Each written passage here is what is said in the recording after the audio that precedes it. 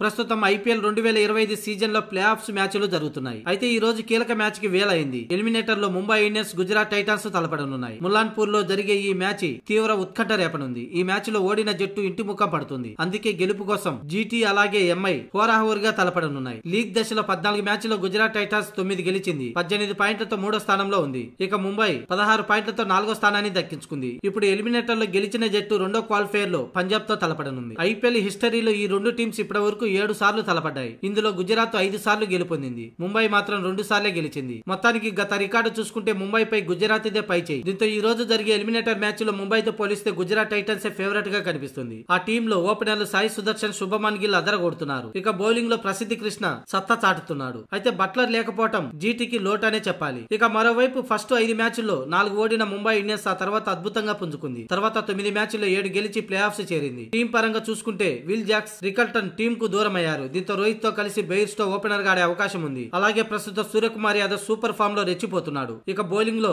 బుమ్రా కీలక పాత్ర పోషిస్తున్నాడు. ఏది ఏమైనా ఈ మ్యాచ్ కి ముందు ముంబైకి 2 ప్రమాదాలు పొంచి ఉన్నాయి. ఒకటేమో గత రికార్డులు బట్టి చూస్తే ముంబై కంటే మెరుగైన స్థానంలో గుజరాత్ ఉంది. ఇక రెండో విషయానికి వస్తే ఈ రోజు మ్యాచ్ కు వర్షం అడ్డంకిగా మారే అవకాశం కనిపిస్తుంది. ఒకవేళ వర్షంతో ఈ మ్యాచ్ రద్దయితే మాత్రం పాయింట్ల టేబుల్ లో ముందు వరుసలో ఉన్న గుజరాత్ టైటాన్స్ రెండో క్వాలిఫైర్ లోకి అడుగు పెడుతుంది. మరి ఈ రాత్రి జరగనున్న ఈ మ్యాచ్ కి ఎలాంటి పరిస్థితులు ఎదురవుతాయో చూడాలి.